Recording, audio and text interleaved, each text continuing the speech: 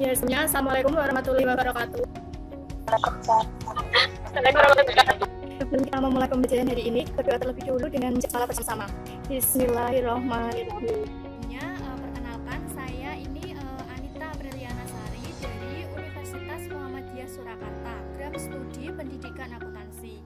Di sini nanti saya akan mendampingi pagi selama kurang lebih 1,5 bulan untuk mengampu kalian di mata pelajaran administrasi pajak kelas 11. Nah, pada pertemuan kali ini nanti untuk absensinya bisa kalian akses di link Google Form yang nanti saya bagikan ke classroom kelas masing-masing ya.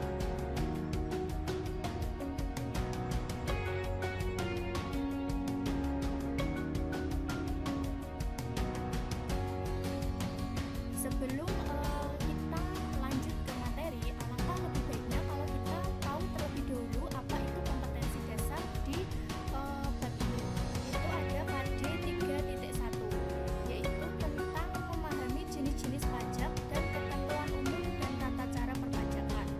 Kemudian ada KD 4.1, yaitu mengelompokkan jenis-jenis pajak dan tata cara perpajakan. Serta kita bahas terlebih dahulu tentang pajak. Pengertian pajak. Dalam kehidupan sehari-hari, adik-adik sering mendengar istilah pajak. Pajak ini, pajak itu. Nah, kalian sebetulnya tahu tidak pajak itu apa sih ya? Nah, sekarang kita bahas bersama. Pajak menurut Undang-Undang Nomor 28 Tahun 2007 mengenai ketentuan umum dan tata cara perpajakan. Pajak adalah kontribusi wajib kepada negara yang tertuang oleh orang pribadi atau badan yang bersifat memaksa berdasarkan undang-undang dengan tidak mendapat jasa timbal balik secara langsung dan digunakan untuk keperluan negara bagi sebesar-besarnya kemakmuran rakyat. Karakteristik pajak. Karakteristik pajak itu adalah iuran atau kewajiban untuk menyerahkan kekayaan kepada negara. Kedua, itu adalah sebagian harta kekayaan rakyat.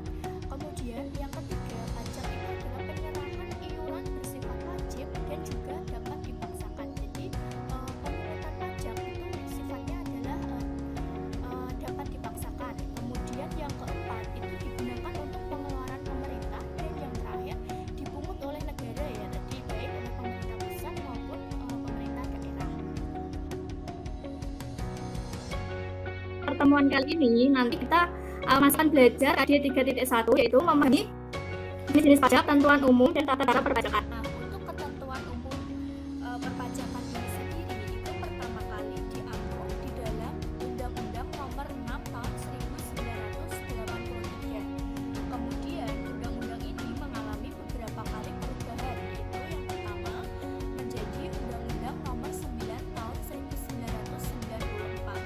Yang kedua mengalami perubahan menjadi Undang-Undang Nomor 16 Tahun 2000, dan yang terakhir menjadi Undang-Undang Nomor 28 Tahun 2007. Jadi untuk sistem pajak yang berlaku di Indonesia saat ini, terkait sistem di mana wajib pajaknya ini yang berperan aktif dalam menghitung maupun menyetor pajaknya sendiri. Silahkan nanti kalian kerjakan ya tugasnya.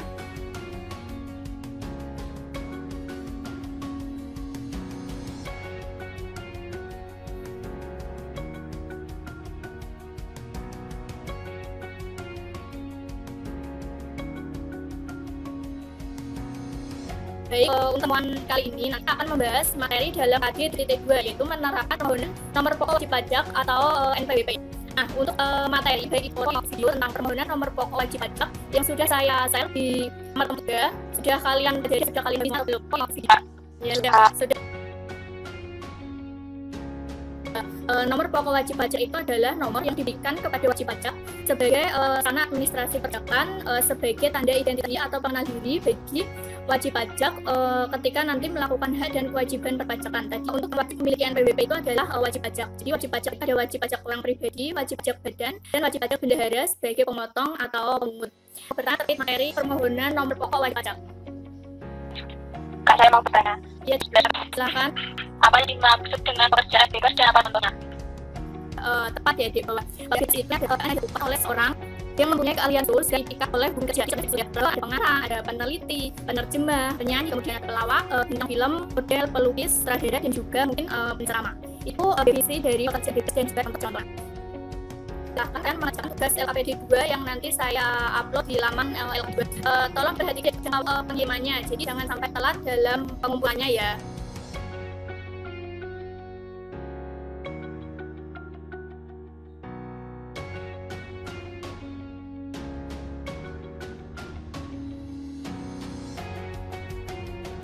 Pertemuan kali ini nanti kita masih akan membahas materi dan karya dari yaitu merakamkan nomor wajib pajak.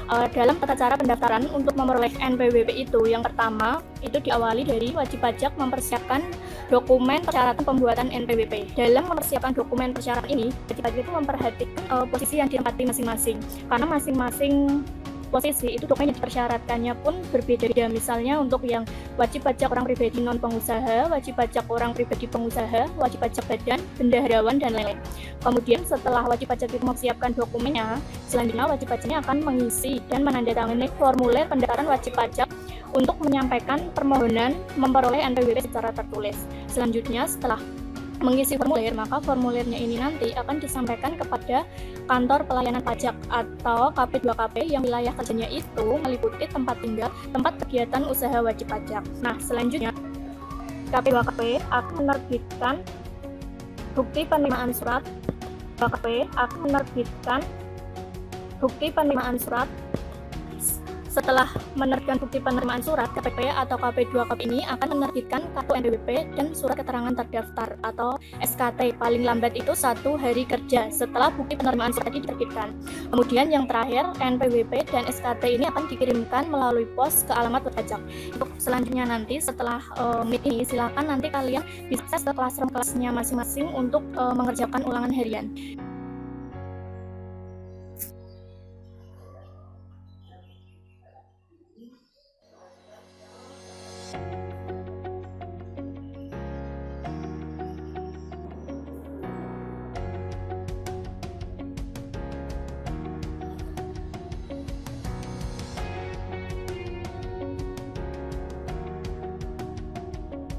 Kita akhiri pembelajaran pada pertemuan kali ini. Terima kasih atas partisipasi dan kehadiran adik-adik semua dalam pembelajaran. Saya mohon maaf bila dalam penyampaian materi di pertemuan kali ini masih banyak kekurangan dan juga kesalahan. Wassalamualaikum warahmatullahi wabarakatuh.